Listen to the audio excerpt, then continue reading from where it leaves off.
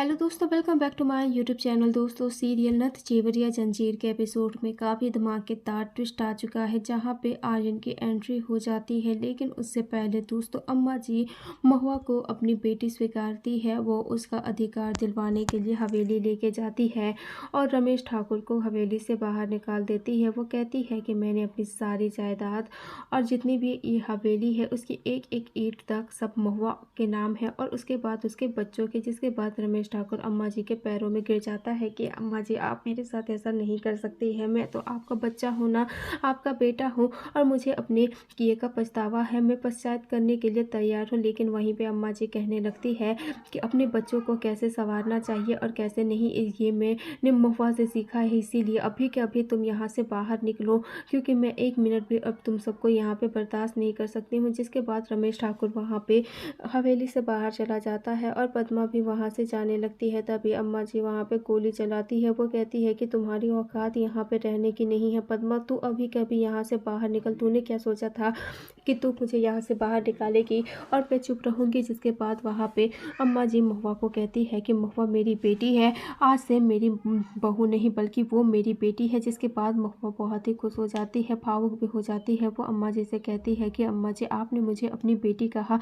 जिसके बाद अब्बा जी कहती है कि हाँ, क्योंकि तू बेटी ना होके भी बेटी के सारे फर्ज निभाती रही और मैंने तुम्हें हमेशा दुत्कारता रहा। लेकिन अब मैं नहीं ऐसा चाहती हूँ, अब मेरी बेटी है। और उसके बाद वहाँ पे गौरी और कृष्णा दोनों ही आगे आते हैं। वो कहते हैं कि अभी अभी तो हमारे परिवार में सभी लोग एक हुए हैं और आप फिर यहाँ से जाने की बात क्यों कर रही है। जिसके बाद अम्मा जी कहती हैं कि नहीं, मैं कहीं नहीं जाने वाली हूँ, मैं यहीं पे रहूँगी तुम लोगों के साथ। जिसके बाद सभी लोग एक दूसरे को गले लगा लेते हैं, उनके बीच खुशियाँ आ जाती है। जिसके बाद अगले ही दिन महुआ के खाना लगा रही होती है सभी के लिए। वो खाने के लिए सभी को बुलाती है। जिसके बाद वहाँ पे महुआ खाना लगा ही रही होती है कि दूसरी ही ओर से उसे बहुत सारी आवाज़ों की सुनाई देती है कि इतने सारे लोग हवेली में कैसे आ गए।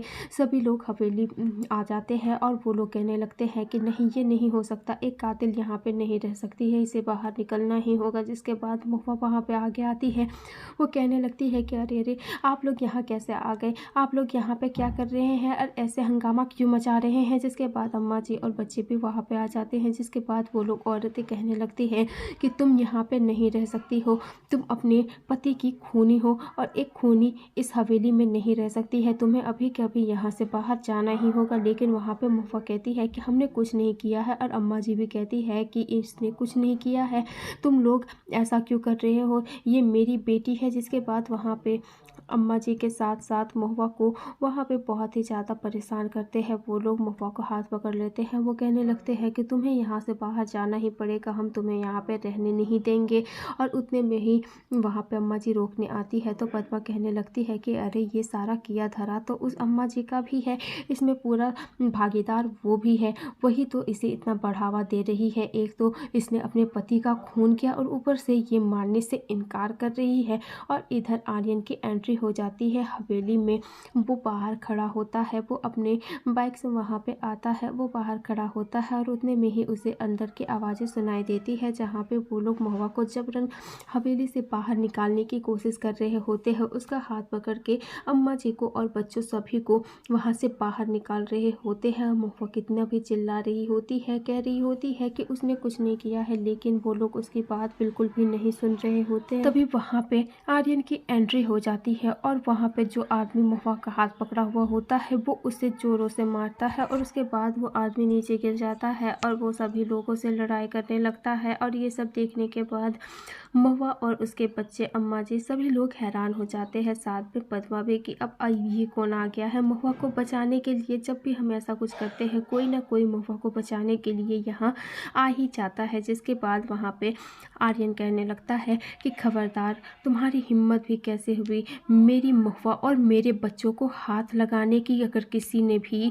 मेरे बच्चों को और मेरी महुआ को हाथ लगाने की कोशिश की तो मैं उसका हाथ तोड़ के उसके दूसरे हाथ में रख दूंगा। उतने में ही पीछे से एक आदमी आता है, वो फिर महुआ के ऊपर हमला करने वाला होता है। वो जाके पहले आर्यन के ऊपर हमला करता है। तभी आर्यन वहाँ पे उस आदमी से लड़ाई करने लगता है और वो वहाँ पे कृष्णा को अपने गोद में उठा लेता है और कृष्णा के जरिए वो उससे लड़ाई करता है और वो कृष्णा को अपने कंधे में बिठा लेता है और जब वो कृष्णा को अपने कंधे में बिठाता है तो वहाँ पे कृष्णा बहुत ही भावुक हो जाती है कि ये तो बिल्कुल बाबा की तरह लड़ाई कर रहे हैं।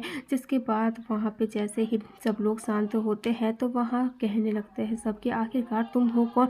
जिसके बाद वहाँ पे कहता है मैं महुआ का पति हूँ, आर्यन हूँ, ये कोई खूनी नहीं है, मेरा खून नहीं हुआ है, मैं जिंदा खड़ा हूँ। जिसके बाद पद्मा कहने लगती है कि ये कैसे हो सकता है, तुम आर्यन कैसे हो सकते हो, ना ही तुम्हारा चेहरा मिलता है और ना ही कुछ। जिसके बाद वहाँ पे ये सब सुनने के बाद आर्यन कहने लगता है कि वो इसलिए नहीं मिलता है क्योंकि मेरे चेहरे पे प्लास्टिक सर्जरी की गई है। जब वो बम ब्लास्ट हुआ था तब मेरा चेहरा पूरी तरीके से खराब हो चुका था और आप लोगों ने दूसरे आदमी को आर्यन समझ बैठा और मुझे आप लोगों ने छोड़ दिया। जिसके बाद महुआ सोचने पे मजबूर हो जाती है कि ये कैसे हो सकता है, ये जो कह रहे हैं ये क्या सच है। जिसके बाद यहाँ पुलिस वाले भी आ जाते हैं महुआ को ले जाने के लिए खून के इल्जाम में, लेकिन वहाँ पे आर्यन कहता है कि मैं जिंदा हूँ और मैं यहाँ पे जिंदा खड़ा हूँ, आप लोगों का यकीन नहीं हो रहा है, लेकिन जब वो बम ब्लास्ट हुआ था तो मैं बहुत दूर जाके गिर गया था।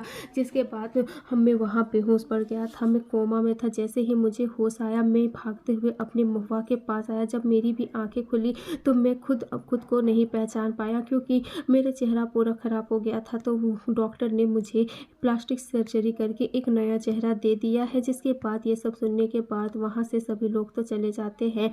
जिसके बाद पुलिस वाले कहते हैं कि हम जल्द आएंगे, अभी तो हम जा रहे हैं लेकिन पूरे सबूत के साथ जल्द आएंगे। और वहाँ पे आर्यन आके अपनी प्रिंसेस को गले लगा लेता है। वो कृष्णा और गौरी को बुलाता है। वो कृष्णा को कहता है कि तुम तो मेरे जाबाज ऑफिसर हो और वहाँ पे उसका माथा चूम लेता है और कहता है कि अपने पापा को हक नहीं करोगे। जिसके बाद वो वहाँ पे बुलाता है गौरी को भी कि प्रिंसेस तुम भी यहाँ आओ, अपने पापा को तुम हक नहीं करोगे। जिसके बाद वो दोनों ही बच्चों को गले लगा लेता है और उसके बाद वो अम्मा जी के पास जाता है, अम्मा जी के पैरों में गिर जाता है। वो आशीर्वाद लेता है और कहता है कि अम्मा जी देखिए आपका बेटा, आपका आर्यन आपके पास वापस आ गया। जिसके बाद इतने में ही उसके बाद उठ के वो महुआ से मिलने के लिए जाता है। वो महुआ को गले लगाने वाला होता है कि उतने में ही महुआ वहाँ आर्यन को धक्का दे देती है और वो कहने लगती है कि ऐसा सोचना भी मत। और उसके बाद वहाँ पे महुआ आर्यन के ऊपर हाथ तक उठा देती है, उसे जोरों का तमाचा भी जड़ देती है। आर्यन हैरान हो जाता है कि अब मैं कैसे साबित करूं कि मैं ही आर्यन हूँ।